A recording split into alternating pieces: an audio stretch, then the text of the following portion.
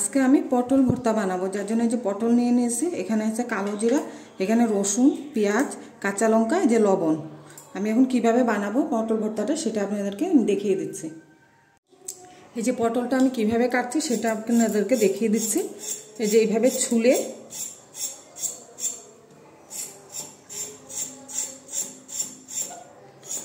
এইভাবে ছুলে নিয়েছি আমি।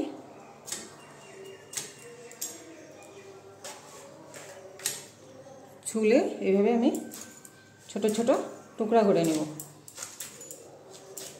এই যে এইভাবে ছোট ছোট টুকরা করে নেব সবগুলো পটল কেটে। এই যে দেখেন পটলগুলো আমি কেটে নিয়েছি। এই যে কড়াইতে আমি সরষের তেল দিয়ে দিয়েছি, অল্পটুকু গরম হয়ে গেছে। এর মধ্যে আমি দিয়ে দেবো এই যে কেটে রাখা পটলগুলো।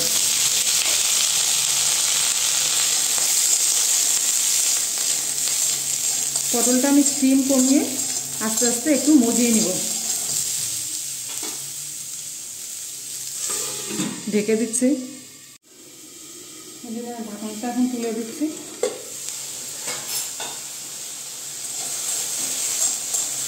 পটলগুলো দেখেন অল্প একটু মজে গেছে। এর মধ্যে আমি দিয়ে দেবো কেটে দেখেন কাঁচা লঙ্কা,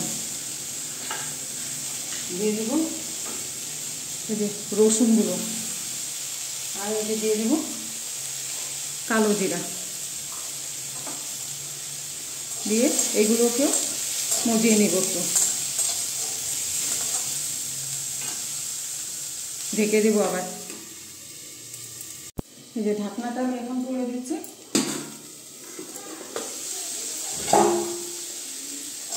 দেখেন সবগুলো জিনিস আমাদের মজে গিয়েছে। এখন আমি এটাকে নামিয়ে দিব, নামিয়ে ঠান্ডা করে নিব।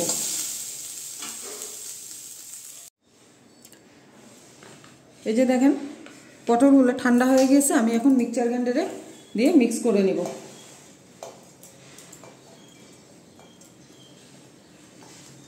এটার মধ্যে কিন্তু আমি জল দিব না, জল ছাড়াই মিক্স করে নিব। এই যে দেখেন আমি মিক্স করে নিয়েছি। দেখেন কি সুন্দর মিহি হয়ে গিয়েছে। এখন আমি এটাকে কিভাবে বানাবো সেটা দেখিয়ে দিচ্ছি।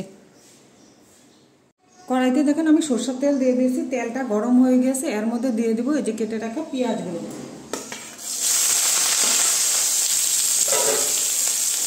পেঁয়াজটা আমি হালকা করে ভেজে নিব একটু। এই যে দেখেন পেঁয়াজগুলো আমাদের ভাজা হয়ে গিয়েছে। দেখেন পেঁয়াজগুলো।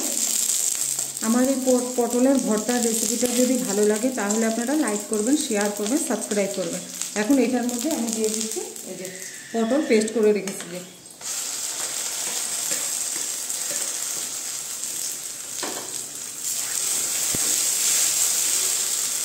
এখন এটার মধ্যে দিয়ে দিব যে লবণ।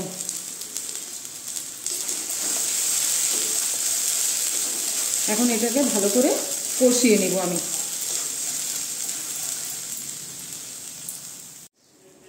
এই যে দেখেন পটলটা আমাদের কষানো হয়ে গেছে। পটলের মধ্যে যে জল ছিল জলটা শুকিয়ে গিয়েছে। এখন আমি এই যে এটা ভর্তাটা নামিয়ে দেব। হয়ে গিয়েছে আমাদের পটল ভর্তা।